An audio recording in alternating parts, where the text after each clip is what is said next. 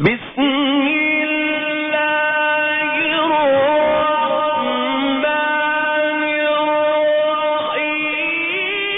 اللہ تبارک و تعالیٰ نے اسے محترم قرار دیا ہے۔ اس مہینے کی حرمت کو برقرار رکھا جائے۔ اس مہینے کے اندر شراب، بدکاری، اسی طریقے سے لڑائی جھگڑا اور خرافات، ان تمام چیزوں سے بچنا چاہیے تاکہ اس کی حرمت برقرار رہے۔ اسے محرم کیوں بولتے ہیں؟ محرم اللہ تبارک و تعالیٰ کے نزدیک محترم ہے یہ مہینہ، اس کا احترام کیا جائے، نمازوں کی پابندی کی جائے، اللہ تبارک و تعالیٰ سے استغفار کیا جائے، اپنے گناہوں کی توبہ کی جائے۔ اور حدیث پاک میں صرف اتنا آتا ہے کہ 2 روزے رکھے جائیں، 9، 10 یا 10، 11۔ 10 کے ساتھ 9 کو ملا لیجئے یا 10 کے ساتھ 11 کو ملا لیجئے۔ اور رہا ماتم حسین، اولن تو ماتم کرنا ہی منع ہے۔ رسول اللہ صلی اللہ علیہ وسلم نے ارشاد فرمایا کہ وہ ہم میں سے نہیں ہے جو اپنا گال پیٹے اور اپنا گریبان پھاڑے، من شق الجیوب و ضرب الخدود، اپنے گالوں کو پیٹے اور اپنا سینہ پھاڑے، ایسا آدمی ہم میں سے ہے ہی نہیں۔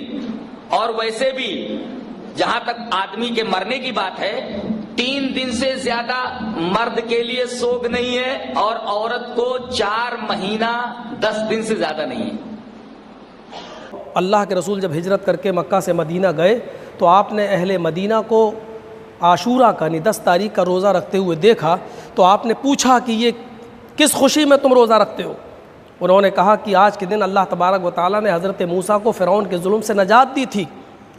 تو نبی اکرم صلی اللہ علیہ وسلم نے جواب میں یہ کہا تھا کہ موسیٰ کے حق دار ہم زیادہ ہیں تم سے، لہذا ہم بھی روزہ رکھیں گے۔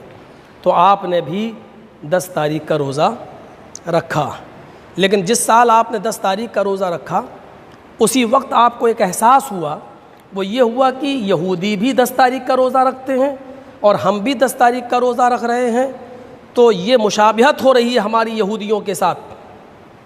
تو اللہ کے نبی صلی اللہ علیہ وسلم نے اسی سال یہ فرمایا تھا۔ ابو قتادہ رضی اللہ تعالیٰ عنہ اس حدیث کے راوی ہیں، مسلم شریف کے الفاظ ہیں کہ نبی اکرم صلی اللہ علیہ وسلم نے یہ فرمایا تھا کہ اگر میں بقیت باقی رہا، یہ مسلم شریف کی حدیث کے الفاظ ہیں، لئن بقیت الی قابل لأصومن التاسع، اگر میں آئندہ سال زندہ رہا، اگر 1 سال کی زندگی اللہ تعالیٰ نے مجھے اور دی اور آنے والے سال اگر ہم نے محرم کا مہینہ دیکھا تو ہم لأصومن التاسع، تو 9 تاریخ کا روزہ بھی میں رکھوں گا، یعنی 2 روزے کر لوں گا، ایک 9، 10 کا تو ہے ہی، تو 9 اور 10۔ پھر آپ کا ایک حکم اور بھی یہ ہے کہ لوگوں یہودیوں کی مخالفت کرو، وہ 1 روزہ رکھتے ہیں، تم 2 روزے رکھو، 1 دن یا تو آگے روزہ رکھو یا 1 دن پیچھے، یعنی یا تو 9، 10 یا 10 اور 11۔ رمضان کے بعد سب سے بہترین روزہ محرم کا روزہ ہے، اور محرم اللہ کا مہینہ ہے۔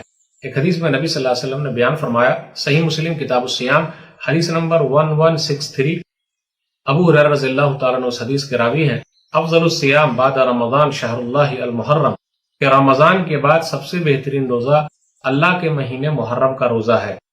کب روزے رکھنے ہیں؟ 10ویں محرم کو، لیکن 2 روزے رکھنا ہے، 9ویں محرم کو اور 10ویں محرم کو۔ 9ویں محرم کے بارے میں نبی صلی اللہ علیہ وسلم نے بیان فرمایا، صحیح مسلم کتاب الصیام حدیث نمبر 1134، لئن بقیت الی قابل لأصومن التاسع، کہ اگر میں آئندہ سال تک زندہ رہا تو 9ویں تاریخ کو روزہ رکھوں گا۔ تو پتہ یہ چلا کہ ہم اور آپ 2 دن کا روزہ رکھیں، 9ویں محرم کو اور 10ویں محرم کو۔ ایک جو حدیث آئی ہے کہ آدمی 9-10 کو رکھ لے یا 10-11 کو رکھ لے، تو یہ حدیث صحیح نہیں ہے۔ مسند احمد جلد نمبر 1 صفحہ نمبر 241 حدیث نمبر 2154، عبداللہ بن عباس رضی اللہ تعالیٰ عنہ بیان فرماتے ہیں، نبی صلی اللہ علیہ وسلم نے فرمایا، صوموا یوم عاشوراء وخالفوا فیہ الیہود، صوموا قبلہ یوما او بعدہ یوما، کہ عاشوراء کے دن روزہ رکھو اور یہود کی مخالفت کرو، 1 دن پہلے روزہ رکھو یا 1 دن بعد روزہ رکھو۔ لیکن یہ حدیث صحیح نہیں ہے کیونکہ اس کے اندر 2 راوی ضعیف ہیں۔ نمبر 1 ابن ابی لیلہ صدوق سیء الحفظ جدا، کہ یہ سچے تو ہیں لیکن ان کا حافظہ ذرا کمزور ہے۔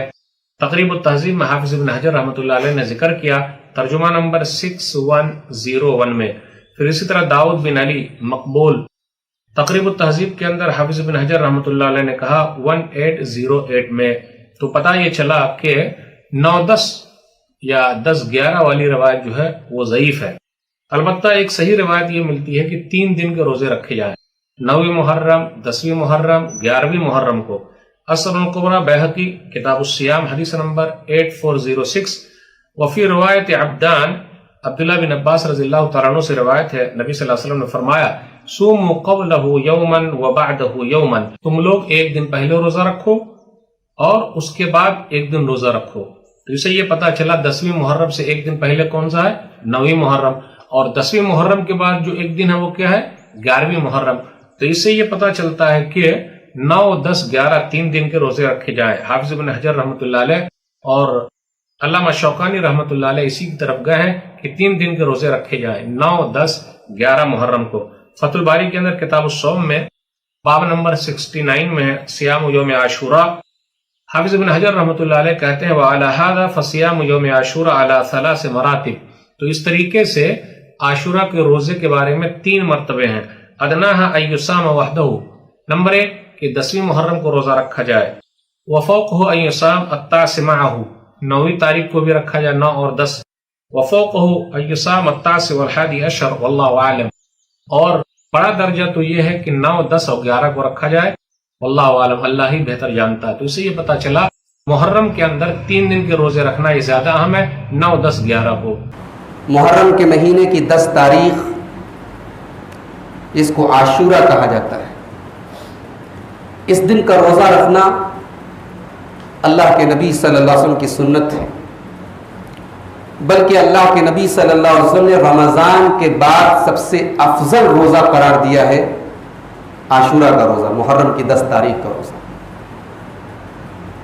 اور آپ کو یہ بھی معلوم ہونا چاہیے کہ اس روزے کی فضیلت یہ ہے کہ اس سے پچھلے 1 سال کے گناہ معاف ہو جاتے ہیں. اللہ کے نبی صلی اللہ علیہ وسلم جب مدینہ منورہ تشریف لائے تو مدینہ کے اندر یہودی عاشورہ کا روزہ رکھتے تھے. اللہ کے نبی نے پوچھا کہ تم لوگ اس دن روزہ کیوں رکھتے؟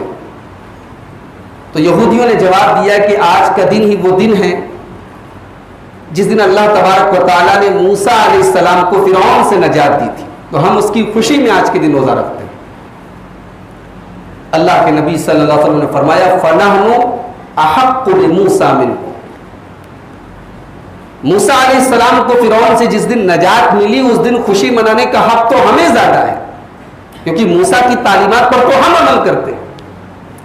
چنانچہ آپ نے صحابہ کو حکم دیا کہ محرم کی 10 تاریخ کا روزہ رکھا جائے، اور آپ نے یہ بھی فرمایا کہ چونکہ یہودی صرف 10 کا رکھتے ہیں اس لیے اگلے سال اگر زندگی رہی لَأَصُومَنَّ التَّاسِعَ، تو میں اگلے سال 9 کو بھی روزہ رکھوں گا تاکہ اس روزے کے ساتھ ساتھ 9 کا روزہ بھی ہو جائے اور یہودیوں کی مخالفت ہو جائے.